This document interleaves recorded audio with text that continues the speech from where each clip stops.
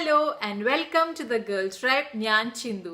രണ്ടാഴ്ച മുന്നേ ഞാൻ എൻ്റെ പ്രഗ്നൻസി സ്റ്റോറി ഷെയർ ചെയ്തിട്ടുണ്ടായിരുന്നു. അതിനുശേഷം എനിക്ക് കുറേ പോസിറ്റീവ് റെസ്പോൺസസ് വന്നിട്ടുണ്ടായിരുന്നു എൻ്റെ ഡെലിവറി സ്റ്റോറി ഷെയർ ചെയ്യാൻ വേണ്ടിയിട്ട്. അപ്പോൾ അതിൽ ഞാൻ പറഞ്ഞിട്ടുണ്ടായിരുന്നു എനിക്ക് നല്ല ഹൈ ഷുഗർ ആയിരുന്നു. ഞാൻ ഒരു ദിവസത്തിൽ 4 ഇൻസുലിനൊക്കെ ഞാൻ എടുക്കുന്നുണ്ടായിരുന്നു. അത് കാരണം എൻ്റെ ഡ്യൂ ഡേറ്റ് March 24th ആയിരുന്നു. പക്ഷെ അവരത് പെട്ടെന്ന് തന്നെ March 5th ആക്കി. അപ്പോൾ കുറേ ആൾക്കാർക്ക് ഡൗട്ട് ഉണ്ടായിരുന്നു ഷുഗർ ആയ കാരണം പെട്ടെന്ന് എൻ്റെ ഡെലിവറി ചെയ്ത കാരണം സിസേറിയൻ ആയിരുന്നോ അതോ എങ്ങനെയാണ് നോർമൽ ചെയ്ത്, അങ്ങനെയൊക്കെ കുറേ ഡൗട്ട്സ് ഉണ്ടായിരുന്നു. അപ്പോൾ ഞാൻ ഇന്നത്തെ ഒരു video delivery story in depth in detail ആണ് ഞാൻ പറയാൻ പോകുന്നത്. അത് കാരണം ഞാൻ മുന്നേ തന്നെ പറയാൻ പോവാണ്, ഒരു വാർണിംഗ് പോലെ പറയാണ്. നെഗറ്റീവ് കമൻറ്റ്സ് ഓർ എനിക്ക് ഇഷ്ടമില്ലാത്ത ബാഡ് കമൻറ്റ്സ് എന്തെങ്കിലും ഉണ്ടെങ്കിൽ ഞാൻ അപ്പം തന്നെ ആ കമൻറ്റ് ഞാൻ റിപ്പോർട്ട് ചെയ്യും. അറ്റ് ദ സെയിം ടൈം ഞാൻ ആ കമൻറ്റ് ഡിലീറ്റ് ആക്കും. ഇതിൻ്റെ ഒരു പ്രഗ്നൻസി ഡെലിവറി സ്റ്റോറിയാണ്. Pregnancy and delivery something very pure, something very natural. അപ്പോൾ അതിനെ നമ്മൾ നെഗറ്റീവ് ആൻഡ് പൊട്ട കമൻസ് ആയിട്ട് ഇത് ഒരിക്കലും ഞാൻ അക്സെപ്റ്റ് ചെയ്യില്ല. അപ്പോൾ ഫ്യൂച്ചറിൽ എന്തെങ്കിലും അങ്ങനത്തെ കമൻസ് ഞാൻ കണ്ടിട്ടുണ്ടെങ്കിൽ ഞാനത് ഡിലീറ്റ് ആക്കും. സോ നമുക്ക് സ്റ്റാർട്ട് ചെയ്യാം. അപ്പോൾ ഡെലിവറിക്ക് വേണ്ടിയിട്ട് ഞാൻ എന്നെ മെൻ്റലി ആൻഡ് ഫിസിക്കലി എങ്ങനെയാണ് പ്രിപ്പയർ ചെയ്തതെന്ന് പറഞ്ഞാൽ, മെൻ്റലി പ്രിപ്പയർ ചെയ്യാൻ വേണ്ടിയിട്ട് ഞാൻ യൂട്യൂബിൽ കുറേ ഡെലിവറി സ്റ്റോറീസ് കാണാറുണ്ട്. അത് കണ്ടിട്ട് ഞാൻ എന്നെ മെൻ്റലി ഭയങ്കര പ്രിപ്പയർ ചെയ്തിട്ടുണ്ടായിരുന്നു. എനിക്ക് നല്ല ഇഷ്ടമായിരുന്നു യൂട്യൂബിൽ ഇങ്ങനെ ഡെലിവറി സ്റ്റോറീസ് ഒക്കെ കാണാൻ വേണ്ടിയിട്ട്. അപ്പം നമുക്കൊരു ഐഡിയ കിട്ടും. പിന്നെ ആ സ്റ്റോറിയിൽ അവസാനം അവരുടെ ബേബി കയ്യിൽ തന്ന് ആ ഒരു ഫീലിംഗ് ഇങ്ങനെ പറയുമ്പോൾ അതൊരു പ്രത്യേക ഫീലിംഗ് ആണ്. അപ്പോൾ മിക്ക ദിവസങ്ങളും ഞാൻ ഇങ്ങനത്തെ വീഡിയോസൊക്കെ കാണാറുണ്ട്. ആൻഡ് ഫിസിക്കലി പ്രിപ്പയർ ചെയ്യാൻ വേണ്ടിയിട്ട് ഞാൻ yoga exercises and breathing exercises ചെയ്യാറുണ്ട്. മുറ്റം അടിക്കാറുണ്ട്. പക്ഷേ ഞാൻ പറഞ്ഞൊരു എൻ്റെ പ്രഗ്നൻസി സ്റ്റോറിയിൽ എനിക്ക് ചൊറിച്ചിലും പോളൊക്കെ വരാൻ തുടങ്ങിയിരുന്നു. അത് കഴിഞ്ഞപ്പോൾ ഞാൻ സ്റ്റോപ്പ് ആക്കി. വലുതായിട്ട് ഞാൻ മുറ്റടിച്ചിട്ടില്ല. മുറ്റടിച്ചാൽ നല്ലതാണെന്ന് കേട്ടിട്ടുണ്ട്. പക്ഷെ ഞാൻ അടിച്ചു വാരിയിട്ടുണ്ട്. പക്ഷെ കുറേ ഞാൻ അടിച്ചു വാരിയിട്ടില്ല. പക്ഷെ ഞാൻ യോഗ എക്സസൈസസ് ഞാൻ നന്നായി ചെയ്തിട്ടുണ്ടായിരുന്നു. ബ്രീതിങ് എക്സസൈസസ്, മെഡിറ്റേഷൻ അതൊക്കെ ഞാൻ ചെയ്തിട്ടുണ്ടായിരുന്നു. ആൻഡ് ഡെലിവറിക്ക് എനിക്ക് ഏറ്റവും അധികം ഹെൽപ്പ് ചെയ്തത് ബ്രീതിങ് എക്സസൈസ് ആണ്. അപ്പോൾ എൻ്റെ March 6th doctor delivery date fix ആക്കിയിട്ടുണ്ടായിരുന്നു. March 4th ഒരു ഉച്ചയ്ക്ക് ശേഷം അഡ്മിറ്റ് ആവാൻ പറഞ്ഞത്. സൺഡേ ആയിരുന്നു. അപ്പോൾ March 4th അഡ്മിറ്റ് ആയിട്ട് 5th അവർ ഇൻഡ്യൂസ് ചെയ്യുമെന്ന് പറഞ്ഞിട്ടുണ്ടായിരുന്നു. ഇൻഡ്യൂസ് എന്ന് പറഞ്ഞാൽ ഞാൻ ഇൻ ഡീറ്റെയിൽ പറഞ്ഞു തരാം. അപ്പോൾ ഇൻഡ്യൂസ് ചെയ്തതിന് ശേഷം 6th അവർ ഡെലിവറി ഡേറ്റ് ഫിക്സ് ആക്കിയത്. പക്ഷേ 6th നഴ്സുമാരുടെ എന്തോ സ്ട്രൈക്കും സംഭവങ്ങളൊക്കെ ഉണ്ടായിരുന്നു. അത് കാരണം അതിന് അവർ March 5th ആക്കി. അപ്പൊ direct labour room March 4th വന്ന ഉടനെ ഡയറക്റ്റ് ഞാൻ ലേബർ റൂമിലേക്കാണ് കയറ്റിയിട്ടുണ്ടായിരുന്നത്. ലേബർ റൂമിലേക്ക് കൊണ്ടുപോയിട്ട് ക്ലീനിങ് ഒക്കെ നിങ്ങൾക്ക് അറിയാലോ, ക്ലീനിങ് ഒക്കെ ചെയ്ത് കഴിഞ്ഞിട്ട് അപ്പോൾ ഇങ്ങനെ ലൈനിൽ കിടക്കാണ്. അന്ന് സൺഡേ തീരെ തിരക്കുണ്ടായിരുന്നില്ല. ലേബർ റൂമിൽ ഒന്നും തിരക്കുണ്ടായിരുന്നില്ല. അപ്പൊ ലേബർ റൂമിൽ ഞങ്ങൾ 3 പെൺകുട്ടികളാണ് കിടക്കുന്നുണ്ടായിരുന്നത്. ഫസ്റ്റ് ഒരു ലേഡി ഉണ്ടായിരുന്നു, പിന്നെ വേറൊരു ലേഡി ആൻഡ് ദെൻ ഞാൻ. അങ്ങനെ 3 ആൾക്കാരാണ് കിടക്കുന്നത്. അപ്പോൾ 3 ആൾക്കാരിനെയും ഇൻഡ്യൂസ് ചെയ്യാൻ വേണ്ടിയിട്ടാണ് കിടത്തിയേക്കുന്നത്. അപ്പോൾ ഫസ്റ്റ് ആ പെൺകുട്ടി തൊട്ട് സ്റ്റാർട്ടാക്കി. അപ്പൊ ഓളിടുന്നുണ്ട്, നന്നായിട്ട് ഓളിടുന്നുണ്ട്. അപ്പൊ എനിക്ക് ഇങ്ങനെ ടെൻഷൻ ആവുന്നുണ്ട്. സെക്കൻഡ് ആള് ആൻഡ് പിന്നെ ഞാൻ. അങ്ങനെ അപ്പൊ ഓളിടുന്നുണ്ട്. നഴ്സുമാർ പറയുന്നുണ്ട് ഓളിടല്ലേ എന്നൊക്കെ എന്തൊക്കെയോ പറയുന്നുണ്ട്. അപ്പൊ എനിക്ക് എന്താ ചെയ്യണമെന്ന് ഒന്നും അറിയില്ല. ബിക്കോസ് ഞാൻ പ്രിപ്പയർഡ് അല്ലായിരുന്നു. എന്നോട് പറഞ്ഞിട്ടുണ്ടായിരുന്നു 4th നമ്മൾ ജസ്റ്റ് അഡ്മിറ്റ് ആവുക, 5th ഇൻഡ്യൂസ് ചെയ്യുക and 6th due date, 6th delivery. ഇത് ഡയറക്റ്റ് തന്നെ ലേബർ റൂമിലേക്ക് കയറ്റിയപ്പോൾ എനിക്ക് ആകെ ടെൻഷനായി. എന്താ സംഭവിക്കണം, എന്താ ചെയ്യാൻ പോകണമെന്നൊന്നും അറിയില്ല. എൻ്റെ ലാസ്റ്റ് ഈ നഴ്സ് എൻ്റെ അടുത്തേക്ക് വന്നു. അപ്പോൾ എൻ്റെ അടുത്തേക്ക് വന്നപ്പോൾ ഞാനെല്ലാം ചോദിച്ചു. നമ്മൾക്ക് എന്തെങ്കിലും ഡൗട്ട് ഉണ്ടെങ്കിൽ നമ്മൾ എപ്പോഴും ചോദിക്കുക, നമ്മൾ അറിയുക. ഫസ്റ്റ് നമുക്ക് എന്ത് ഡൗട്ട് ഉണ്ടെങ്കിലും നഴ്സുമാരെന്ന് പറഞ്ഞാൽ അവരും ഹ്യൂമൻ ബീങ്സ് ആണ്. അപ്പോൾ നമുക്ക് എന്ത് ഡൗട്ട് ഉണ്ടെങ്കിലും അവരോട് ചോദിക്കുക. അപ്പോൾ ഞാൻ അവരോട് ചോദിച്ചു എന്താണ് ഈ സംഭവം എന്ന്. അപ്പോൾ ഒരു ട്യൂബ് പോലത്തെ ഒരു ട്യൂബാണ്. ആ ട്യൂബ് അവർ നമ്മളുടെ യൂട്രസിനുള്ളിൽ ഇൻസേർട്ട് ചെയ്യും. ഒരു ഹാഫ് പുറത്തായിരിക്കും ആൻഡ് ഹാഫ് അവർ ഇൻസേർട്ട് ചെയ്യും. എന്നിട്ടൊരു വെള്ളം പോലത്തെ ഒരു സംഭവം, ഇൻ ഡീറ്റെയിൽ എനിക്ക് അറിയില്ല, പക്ഷെ എന്നോട് ഇങ്ങനെ എക്സ്പ്ലെയിൻ ചെയ്തിട്ടുണ്ടായിരുന്നു. ഒരു വെള്ളം പോലത്തെ സംഭവം അവർ ഉള്ളിലേക്ക് കയറ്റും ആ ട്യൂബിൻ്റെ ഉള്ളിൽ കൂടെ.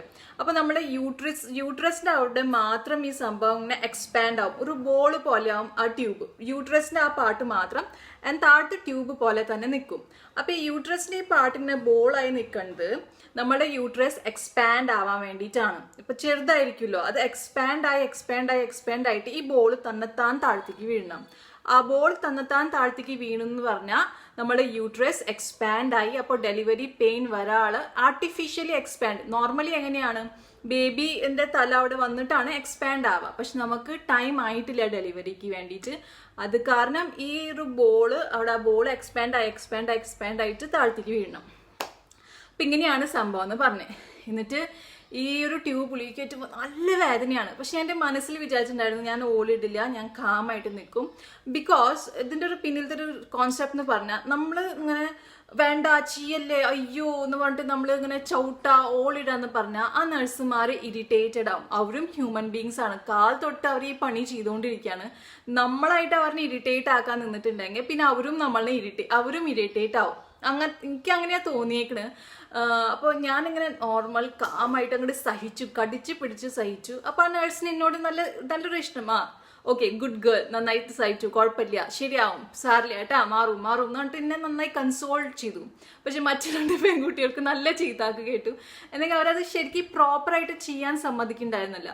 നമ്മൾ പ്രോപ്പറായിട്ട് ചെയ്യാൻ സമ്മതിച്ചില്ലെങ്കിൽ നമുക്ക് പെയിൻ കൂടുള്ളൂ. എന്തെങ്കിലും അവർക്കത് കറക്റ്റ് ഇടാൻ പറ്റില്ല. പിന്നെ അത് വീണ്ടും റിമൂവ് ആക്കി വീണ്ടും ഇൻസേർട്ട് ആക്കി. അപ്പോൾ അത് ബുദ്ധിമുട്ടാണ്. പക്ഷെ നമ്മൾ കാമായിട്ട് നിന്നിട്ടുണ്ടെങ്കിൽ അവരുടെ ജോബും നമുക്ക് ഈസി ആക്കാൻ പറ്റും, നമുക്കും കുറച്ച് വേദന സഹിക്കാനുള്ളത് കുറയും. സോ അങ്ങനെ അവർ ഇൻസേർട്ട് ആക്കി കഴിഞ്ഞിട്ട് ഒരു സെലോ ടേപ്പ് പോലെ കാലിൻ്റെ അവിടെ, ബാക്കിയുള്ള ട്യൂബ് കാലിൻ്റെ അവിടെ ഇങ്ങനെ സെലോ ടേപ്പായിട്ട് ഒട്ടിച്ചു. ആൻഡ് എന്നോട് പറഞ്ഞു റൂമിലേക്ക് പോക്കോ, നോർമലായിട്ട് കാര്യങ്ങളൊക്കെ ചെയ്യാം, യൂറിൻ പാസ് ചെയ്യാം, കുഴപ്പമൊന്നുമില്ല എന്ന് പറഞ്ഞിട്ട് പറഞ്ഞു. റൂമിലേക്ക് പോയി കുറച്ച് കഴിഞ്ഞപ്പോൾ നല്ല പെയിൻ വരും. പിന്നെ അത് പോവും, വീണ്ടും വരും പോവും, വീണ്ടും വരും പോവും. അങ്ങനെ ഭയങ്കര സ്ട്രോങ് പെയിൻ, ഡെലിവറി പെയിൻ പോലെ തന്നെ. അങ്ങനെ കുറച്ചൊക്കെ ഞാൻ സഹിച്ചു. പിന്നെ നോക്കുമ്പോൾ ആ ട്യൂബിൻ്റെ ഉള്ളിൽ കൂടെ ബ്ലീഡിങ് ആവുന്നുണ്ട്. അപ്പം ഇങ്ങനെ പെയിനൊക്കെ വരാൻ തുടങ്ങിയപ്പോൾ ഞങ്ങൾ നഴ്സിനോട് പറഞ്ഞു വീണ്ടും ലേബർ റൂമിലേക്ക് പൊക്കോന്ന് പറഞ്ഞു. അങ്ങനെ ഞങ്ങൾ വീണ്ടും ലേബർ റൂമിലേക്ക് പോയി. അപ്പം എൻ്റെ ചേച്ചിയുടെ മോളൊക്കെ വീട്ടിലേക്ക് പോയി. ഇതൊക്കെ കഴിഞ്ഞിട്ട് ഒക്കെ ഇനി നാളെ പെയിൻ വരുന്നുണ്ടാവില്ല ചോദിച്ചിട്ട് അവർ വീട്ടിലേക്ക് പോയി. അവരിനൊക്കെ അമ്മ വിളിച്ചു വരുത്തി, ഇതാ പെയിൻ വന്നു, ഡെലിവറി പെയിൻ പോലെ വരുന്നുണ്ട് എന്നുകൊണ്ട് അവരൊക്കെ വന്നു. എന്നിട്ട് എന്നെ നേരെ ലേബർ റൂമിലേക്ക് കൊണ്ടുപോയി. അപ്പോൾ നല്ല പെയിനാണ്. അപ്പോൾ രാത്രി സമയമായി. എൻ്റെ ഡോക്ടറൊക്കെ വീട്ടിലേക്ക് പോയി. ഡ്യൂട്ടി ഡോക്ടർ ഉണ്ട്, നഴ്സ് ഉണ്ട്. വേറെ അത്ര തിരക്ക് ഉണ്ടായിരുന്നില്ല. അപ്പോൾ നഴ്സ് നോക്കിയപ്പോൾ പറഞ്ഞു ഇല്ല, ഈ ബോൾ താഴത്തേക്ക് തന്നെത്താൻ വീഴണം. പോയിട്ടുണ്ടോ എന്ന് എന്നോട് ചോദിച്ചു. ഞാൻ പറഞ്ഞു ഇല്ല, ബോൾ പോയിട്ടില്ല, പക്ഷെ എനിക്ക് സഹിക്കാൻ വയ്യ എന്ന് പറഞ്ഞു. അപ്പോൾ ഈ നഴ്സ് നല്ലൊരു നഴ്സായിരുന്നു. നമ്മൾ ചിലവർക്ക് ഈ നഴ്സുമാരുടെ കോൺസെപ്റ്റ് ഉണ്ട്, പക്ഷെ നല്ലൊരു നഴ്സായിരുന്നു. എനിക്ക് പേര് ഞാൻ ചോദിക്കാൻ മറന്നു. അപ്പോൾ ആ നഴ്സിനോട് പറഞ്ഞു മോള് കുറച്ച് സഹിച്ചോ എന്തെങ്കിലും. ഇപ്പോൾ അവിടെ ഡ്യൂട്ടി ഡോക്ടർ ഉണ്ടായിരുന്നു, ഒരു ഹിന്ദിക്കാരി ലേഡി ആയിരുന്നു. സോ ആ ലേഡി പറഞ്ഞു കുറച്ച് നോക്ക്, പറ്റുന്നില്ലെങ്കിൽ നമുക്ക് റിമൂവ് ആക്കാം, നാളെ നമുക്ക് വീണ്ടും ഇൻസേർട്ട് ആക്കാം. അപ്പോൾ നഴ്സിനോട് പറഞ്ഞു മോളിപ്പോൾ കുറച്ച് സഹിച്ചിട്ടുണ്ടെങ്കിൽ അതിപ്പോൾ തീർന്നു, അല്ലെങ്കിൽ അവരെന്താ ചെയ്യുക, ഇപ്പോൾ റിമൂവ് ആക്കി നാളെ വീണ്ടും ഇൻസേർട്ട് ആക്കും. അപ്പോൾ ഇൻസേർട്ട് ആക്കുമ്പോൾ വീണ്ടും ആ പെയിൻ, പിന്നെ വീണ്ടും ഈ സെയിം പെയിനിനെ നമ്മൾ സഹിക്കണം. അപ്പോൾ കുറച്ച് മോള് സഹിക്കുന്നു പറഞ്ഞിട്ട്. പിന്നെ കൂടെ ഇൻഡ്യൂസ് ആക്കിയ കുട്ടികളൊക്കെ അവിടെ കിടക്കുന്നുണ്ട് കേട്ടാ. ഒരാളുടെ റിമൂവ് ചെയ്തു, അങ്ങനെയൊക്കെ ആയിട്ട് ഇരിക്കുന്നുണ്ട്.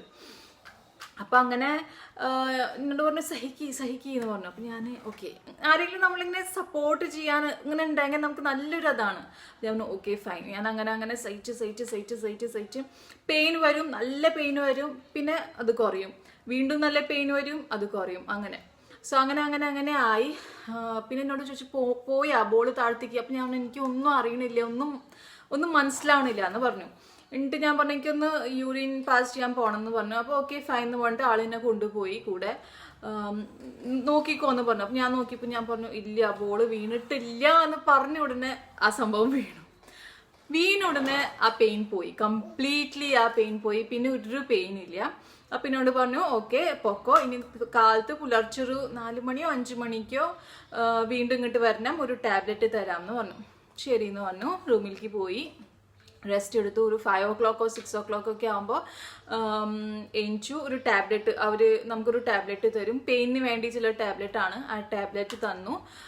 എന്നിട്ട് ഒരു കോഫി, എന്തെങ്കിലും ബ്രെഡോ കോഫി അങ്ങനെ എന്തെങ്കിലും കഴിച്ചിട്ട് വയറ് ക്ലീൻ ആക്കണം. അപ്പോൾ അതിൻ്റെ ഒരു മരുന്ന് തന്നു. അത് ഇൻസേർട്ട് ചെയ്യുക, പിന്നെ ഇൻസേർട്ട് ചെയ്യും. അങ്ങനെ വയറൊക്കെ ക്ലീൻ ആക്കി 2 സൈഡിൽ മുടിയൊക്കെ കെട്ടിയിട്ട് ലേബർ റൂമിലേക്ക് വരാൻ പറഞ്ഞു. അപ്പോൾ ഭയങ്കര ടിപ്പ് ടോപ്പൊക്കെ ആയി. 2 സൈഡിൽ ബ്രേഡൊക്കെ ഇങ്ങനെ കെട്ടിയിട്ടൊക്കെ ഞാൻ പോയി. അമ്മേനൊക്കെ നോക്കി, ഹസ്ബൻഡ് എല്ലാവരും പറഞ്ഞു ശരി പോയിട്ട് വായോ എന്ന് പറഞ്ഞു. അങ്ങനെ ലേബർ റൂമിലേക്ക് നമ്മൾ റെഡി ആയിട്ട് ഇങ്ങനെ പോവാണ്. പെയിൻ സഹിക്കാൻ വേണ്ടിയിട്ടാണ് പോണ്. സോ അവിടെ പോയി എന്നെ കെടുത്തി.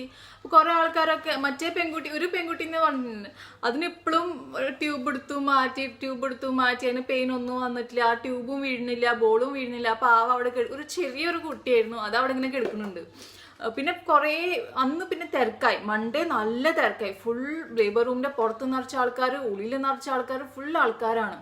ആകെ തിക്കും തിരക്കാണ്. എന്തെങ്കിലും പിറ്റേ ദിവസം സ്ട്രൈക്ക് ആണ്, അത് കാരണം ഭയങ്കര തിക്കും തിരക്കായിരുന്നു. എല്ലാ ഡോക്ടേഴ്സിനെയും, എൻ്റെ ഡോക്ടർ മാത്രമല്ല ബാക്കി എല്ലാ ഡോക്ടേഴ്സിനെയും പേഷ്യൻസ് ഉണ്ടായിരുന്നു.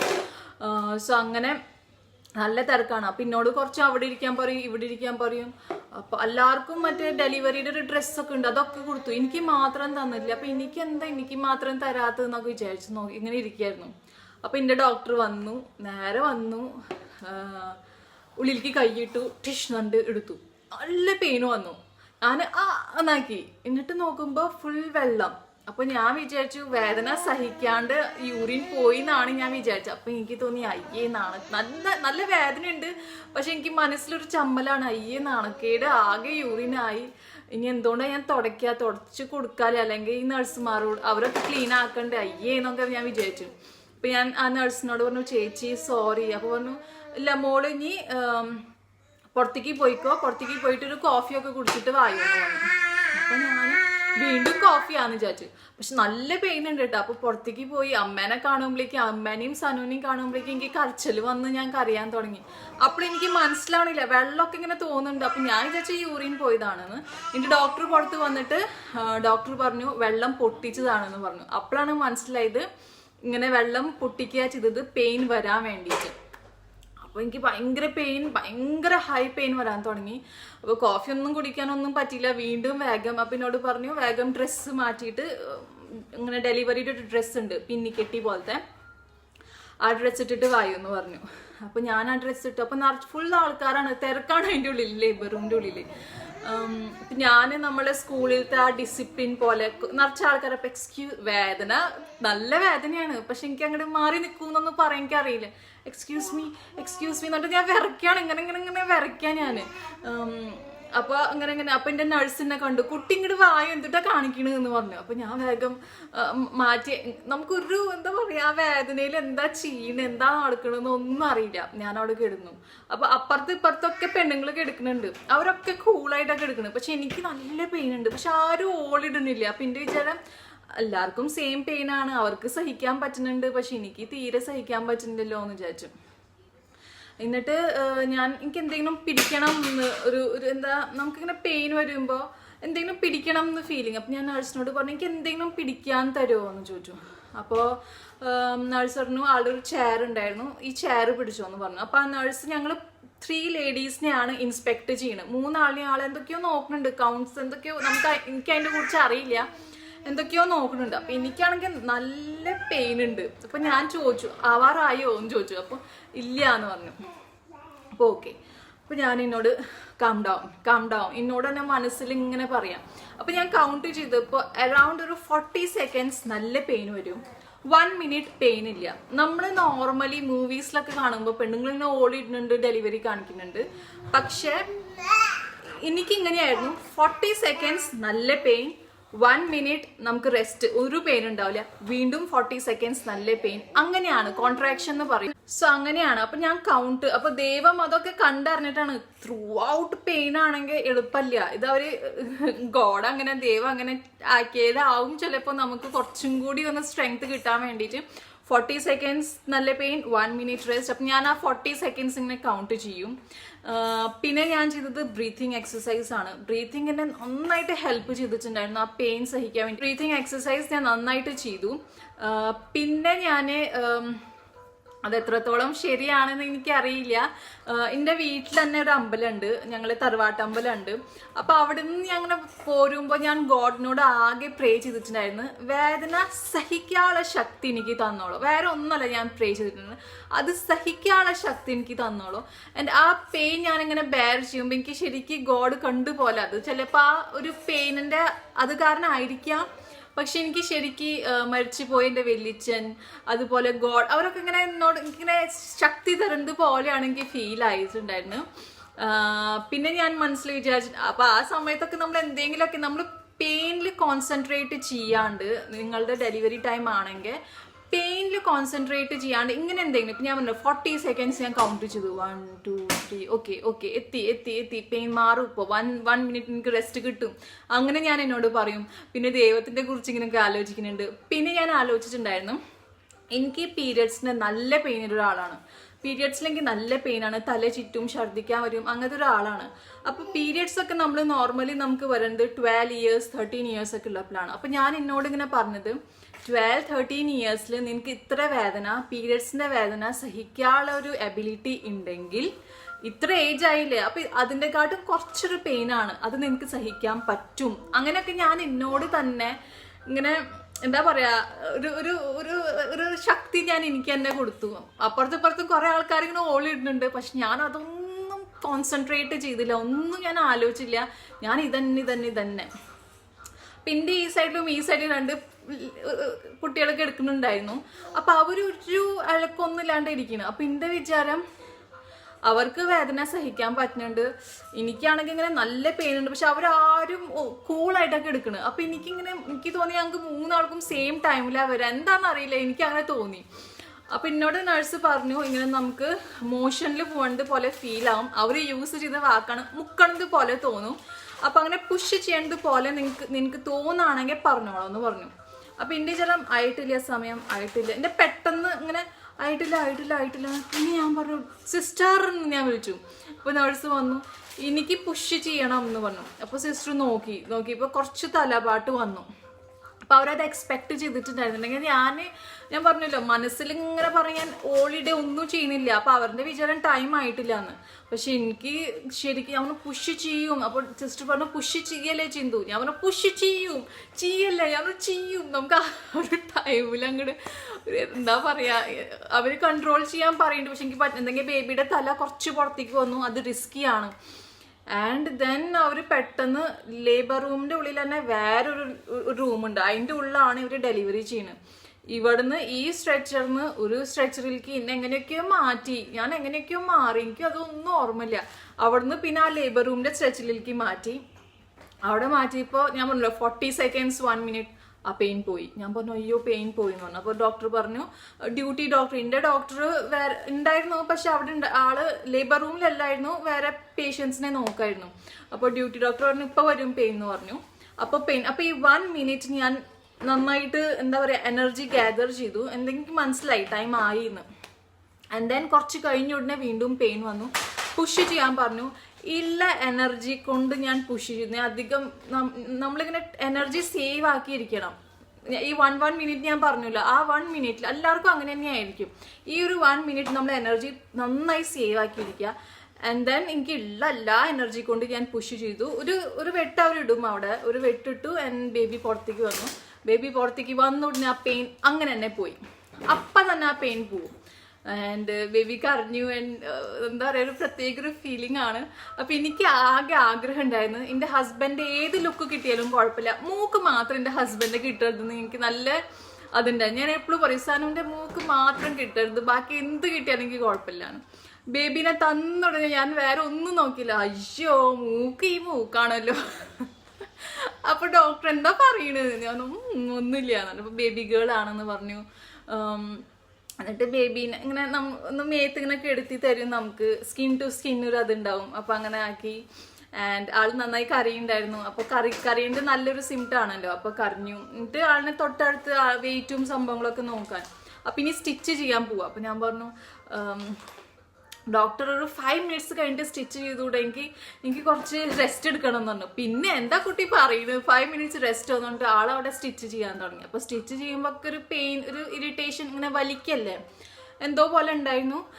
പക്ഷെ എന്താ പറയുക ബേബി ഉണ്ടായി കഴിഞ്ഞാൽ നമുക്ക് ആ മദർഹുഡ് ആ ഫീലിംഗ് നാച്ചുറലി അങ്ങോട്ട് വരും. പിന്നെ എനിക്ക് എൻ്റെ സ്റ്റിച്ച് ഒന്നല്ല, കുട്ടി അവിടെ കരയുമ്പോൾ കുട്ടീനെ നോക്കുകയാണ് ഞാൻ, ഇങ്ങനെ കുട്ടീനെ നോക്കാം, കൈ നോക്കുന്നുണ്ട്, ഫിംഗേഴ്സ്, കാല്, അങ്ങനെയൊക്കെ മുടി ഉണ്ടോ അങ്ങനെയൊക്കെ നോക്കി. നന്നായി മുടി ഉണ്ടായിരുന്ന ആൾക്ക്. വെയിറ്റ് നോക്കുമ്പോൾ ഓക്കെ 3 kgs വെയിറ്റ്. പിന്നെ ഹൈറ്റ് അവർ നോക്കുന്നുണ്ട്. പിന്നെ അവർ ക്ലീൻ ചെയ്യാൻ വേണ്ടി കൊണ്ടുപോയി. എൻ്റെ ഒരു പിങ്ക് ടവലൊക്കെ റാപ്പ് ആക്കിയിട്ട് പറഞ്ഞു പുറത്തേക്ക് കൊണ്ടുപോകാട്ടോ ആ മോളിനെ എന്ന് പറഞ്ഞു. ഞാൻ പറഞ്ഞു ഓക്കെ ഫാമിലിയുടെ അടുത്ത് കൊണ്ടുപോക്കോന്ന് പറഞ്ഞു. എന്നിട്ട് ഫാമിലിയുടെ അടുത്ത് കൊണ്ടുപോയി ഇന്ന അവർ സ്റ്റിച്ചൊക്കെ ഇട്ട് കഴിഞ്ഞിട്ട് നമ്മളെ ലേബർ റൂമിൻ്റെ ഉള്ളിൽ തന്നെ വേറെ റൂമുണ്ട്, അവിടേക്ക് ഷിഫ്റ്റ് ആക്കും. അവിടേക്ക് ഷിഫ്റ്റ് ആക്കിയിട്ട് നമ്മൾ യൂറിൻ പാസ് ആക്കേണ്ടത് വരെ അവർ നമ്മളുടെ റൂമിലേക്ക് കൊണ്ടുവിടില്ല. നമ്മൾ ആ ലേബർ റൂമിലാണ് കിടക്കണം യൂറിൻ പാസ് ആക്കേണ്ടത് വരെ. പിന്നെ നമ്മളുടെ ഗ്ലൂക്കോസ് കയറ്റുന്നുണ്ടാവും. അപ്പോൾ എല്ലാവരും ഉറങ്ങാണ്. ഇന്ന റൂമിൽ കൊണ്ടുപോയപ്പോൾ ഡെലിവറി കഴിഞ്ഞ എല്ലാ ലേഡീസും അവിടെ കിടന്ന് ഉറങ്ങുന്നുണ്ട്. അപ്പോൾ വേറെ തൊട്ടടുത്തൊരു ലേഡി കിടക്കുന്നുണ്ട്. അപ്പോൾ ആളുടെ ഗ്ലൂക്കോസ് ഞാൻ നോക്കിയപ്പോൾ കഴിയാറായിട്ടുണ്ട് ഗ്ലൂക്കോസ്. അപ്പോൾ എനിക്ക് പിന്നെ അതായി ടെൻഷൻ. ഞാൻ കേട്ടിട്ടുണ്ട് ഗ്ലൂക്കോസ് കഴിഞ്ഞിട്ടുണ്ടെങ്കിൽ നമുക്ക് ബ്ലഡ് തിരിച്ചു പോകുന്നു, റിസ്കി ആണെന്ന് എനിക്കറിയാം. അപ്പോൾ എനിക്ക് പിന്നെ എൻ്റെ കാര്യമല്ല ഞാൻ നോക്കുന്നത്, ആ ലേഡിയുടെ കാര്യമാണ് ഞാൻ നോക്കുന്നത്. അപ്പോൾ ഞാൻ ആ ലേഡിയാണെങ്കിൽ കൂർക്കം വലിച്ചിട്ടാണ് ഉറങ്ങുന്നത്. അപ്പോൾ ഞാൻ എക്സ്ക്യൂസ് മീ ചേച്ചി ഹലോ ഹലോ എന്നൊക്കെ വിളിക്കുന്നുണ്ട്. പക്ഷെ ആള് നല്ല ഉറക്കാണ്. ഡോക്ടർ, നേഴ്സ്, സിസ്റ്റർ ഒക്കെ ഞാൻ വിളിക്കുന്നുണ്ട്. പക്ഷെ ആരും വരുന്നില്ല. എൻ്റെ അവസാനം ഒരു സിസ്റ്റർ കേട്ട് വന്ന് ആളുടെ ഗ്ലൂക്കോസ് അതൊക്കെ സ്റ്റോപ്പ് ആക്കി. എല്ലാവരും ഉറങ്ങാണ്, പക്ഷെ എനിക്ക് ഉറക്കം വരുന്നില്ല. ബേബി എന്താ എങ്ങനെ ഉണ്ടാവും, കുഴപ്പമൊന്നും ഉണ്ടാവില്ലല്ലോ, അങ്ങനെയൊക്കെ ഫീലിംഗ് ആണ് നമ്മുടെ മനസ്സിൽ.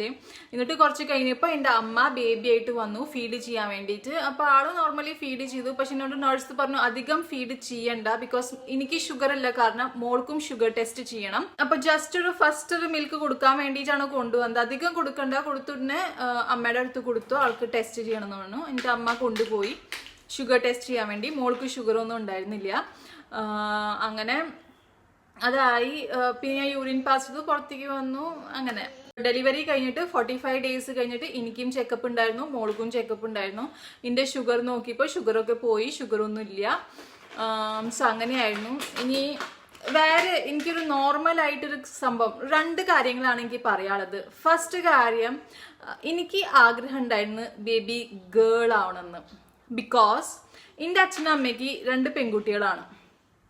എൻ്റെ അച്ഛനമ്മയ്ക്ക് ഇതുവരെ ആൺകുട്ടികൾ വേണം അങ്ങനെ ഒരു വിചാരണ ഇതുവരെ വന്നിട്ടില്ല. അവർ ഞങ്ങളെ നല്ല ഇൻഡിപെൻഡൻ്റ് ആയിട്ട് നല്ല എഡ്യൂക്കേഷൻ എല്ലാ കാര്യങ്ങളും ഞങ്ങൾക്ക് തന്നിട്ടുണ്ട്. ഒരു കുറവും ഞങ്ങൾക്ക് തന്നിട്ടില്ല. ആൻഡ് അവർക്ക് ഇതുവരെ തോന്നിയിട്ടില്ല ആൺകുട്ടികളില്ലല്ലോ എന്ന്. പക്ഷേ society every one they are like ആൺകുട്ടി ആൺകുട്ടി ആൺകുട്ടി. അപ്പോൾ അവർ ഇങ്ങനെ എന്താ പറയാ, അച്ഛനമ്മയ്ക്ക് ആൺകുട്ടിയില്ല. അപ്പോൾ കുട്ടികളായിട്ട് എൻ്റെ ചേച്ചിക്കും പെൺകുട്ടിയാണ്. അപ്പോൾ ചിന്തുനെങ്കിലും ഞാൻ ആൺകുട്ടി ആയിക്കോട്ടെ, നിങ്ങൾക്ക് അങ്ങനെയെങ്കിലും സന്തോഷം കിട്ടിക്കോട്ടെ. ഐ ഡോണ്ട് നോ ആ ഒരു സന്തോഷത്തിൻ്റെ മീനിങ് എന്താണെന്ന്. Whether it's A girl or A boy, സന്തോഷമാണ്. സോ എനിക്ക് ഗേൾ ആണ് എനിക്കിഷ്ടം. So I was really happy.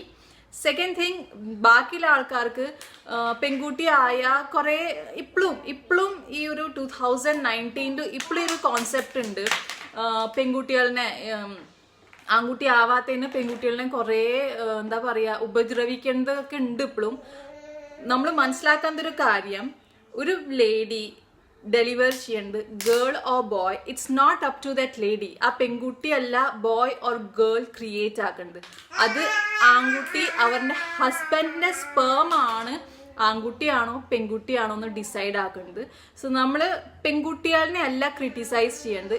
If you really want to criticise that guy, ആ ഹസ്ബൻഡ്, അവരെയാണ് ക്രിട്ടിസൈസ് ആക്കേണ്ടത്. അവരാണ് ഗേൾ ഓർ ബോയ് എന്ന് ഡിസൈഡ് ആക്കേണ്ടത്, അല്ലാണ്ട് നമ്മളുടെ മുകളിലല്ല. അപ്പൊ നിങ്ങൾക്ക് അങ്ങനെ എന്തെങ്കിലും പ്രഷർ ഓർ സംതിങ് ഉണ്ടെങ്കിൽ that's not up to you. അത് നമ്മളുടെ മുകളിലല്ല ഗേൾ ഓർ ബോയ് ആവേണ്ടത്. സെക്കൻഡ് തിങ് ആണ്, ഒരു ഗേളിന് ഡെലിവറിയുടെ പ്രഗ്നൻസിയിൽ കെയർ, അഫെക്ഷൻ, ലവ് ഒക്കെ വേണം. പക്ഷെ ആഫ്റ്റർ ഡെലിവറി ഒരു 3 months ആണ് എനിക്ക് പേഴ്സണലി ഫീൽ ആയിക്കണ് മോർ ദാൻ പ്രഗ്നൻസിയിൽ അധികം കെയർ, അഫെക്ഷൻ, ലവ് വേണ്ടത് ആഫ്റ്റർ ഡെലിവറി ആണ്. എല്ലാവരുടെയും കെയർ, ലവ്, അഫെക്ഷൻ, പോസിറ്റിവിറ്റി ആണ് വേണ്ടത്. ഈ 3 months നെഗറ്റിവിറ്റി നമ്മുടെ ലൈഫിൽ വരാൻ പാടില്ല. ബിക്കോസ് ഈ 3 months നെഗറ്റിവിറ്റി അങ്ങനെ എന്തെങ്കിലും വന്നിട്ടുണ്ടെങ്കിൽ അത് നിങ്ങളുടെ ലൈഫിൽ നല്ലൊരു ഡിപ്രഷൻ വരാനുള്ള ചാൻസസ് ഉണ്ട്. ആ depression through out your life നിൽക്കാനുള്ള ചാൻസസ് ഉണ്ട്. ബിക്കോസ് നമ്മൾ പെണ്ണുങ്ങൾ പെട്ടെന്നൊരു അമ്മയാവാണ്, ഹോർമോണൽ ഇംബാലൻസ്, അങ്ങനെ കുറേ സംഭവങ്ങൾ നമ്മുടെ ബോഡിയിൽ ഉണ്ടാവുന്നതാണ്. അപ്പം നമ്മൾ പോസിറ്റീവ് ഹാപ്പിയായി നിന്നിട്ടില്ലെങ്കിൽ അത് നമ്മൾ നന്നായിട്ട് എഫക്റ്റ് ചെയ്യും. നമ്മുടെ മിൽക്ക് പ്രൊഡക്ഷനിൽ എഫക്റ്റ് ചെയ്യും, നമ്മളുടെ ഹെൽത്തിനെ എഫക്റ്റ് ചെയ്യും. സോ ഓവറോൾ നന്നായിട്ട് എഫക്റ്റ് ചെയ്യും. സോ ഈ 2 കാര്യങ്ങളാണ് ആഫ്റ്റർ ഡെലിവറി എനിക്ക് നിങ്ങളോട് എല്ലാവരോടും ശ്രദ്ധിക്കാൻ പറയുന്നത്. സോ എനിക്ക് അറിയേണ്ട കുറച്ച് കാര്യങ്ങളൊക്കെ ഞാൻ ഷെയർ ചെയ്തു ഞാൻ വിശ്വസിക്കുന്നു. നിങ്ങൾക്ക് എന്തെങ്കിലും ഡൗട്ട്സ് പ്രഗ്നൻസി റിലേറ്റഡ് എന്തെങ്കിലും ഡൗട്ട്സ് അല്ലെങ്കിൽ ഇതിൻ്റെ ഒരു കോംപ്ലിക്കേറ്റഡ് പ്രഗ്നൻസി ആയിരുന്നു. ഞാൻ കുറേ കാര്യങ്ങൾ ഇതിൻ്റെ ത്രൂ പഠിച്ചിട്ടുണ്ട്. അപ്പോൾ നിങ്ങൾക്ക് എന്തെങ്കിലും ഡൗട്ട്സ് ഓർ റിക്വസ്റ്റ് ഉണ്ടെങ്കിൽ ഉറപ്പായിട്ട് കമൻറ്റ് സെക്ഷനിൽ നിങ്ങൾ കമൻറ്റ് ചെയ്യുക. ഞാൻ എന്തായാലും ആൻസർ ചെയ്യേണ്ടതാണ്. ഞാനൊരു എക്സ്പേർട്ട് ഒന്നുമല്ല. ഞാൻ പറഞ്ഞല്ലോ, ഞാൻ ചോദിച്ചറിഞ്ഞ് കണ്ട് കാര്യങ്ങൾ ഞാൻ നിങ്ങളോട് ഷെയർ ചെയ്തെന്ന് മാത്രം. ഇതിൽ തെറ്റും അതൊക്കെ ഉണ്ടായിരിക്കാം, എനിക്കറിയില്ല. സോ എന്തെങ്കിലും റിക്വസ്റ്റ് ഉണ്ടെങ്കിൽ കമൻറ്റ് സെക്ഷനിൽ കമൻറ്റ് ചെയ്യുക. വെരി ലോങ് ബോറിംഗ് വീഡിയോ അല്ലായിരുന്നു എന്ന് ഞാൻ വിശ്വസിക്കുന്നു. അപ്പോൾ നെക്സ്റ്റ് ടൈം കാണുന്നത് വരെ ബൈ ആൻഡ് ടേക്ക് കെയർ.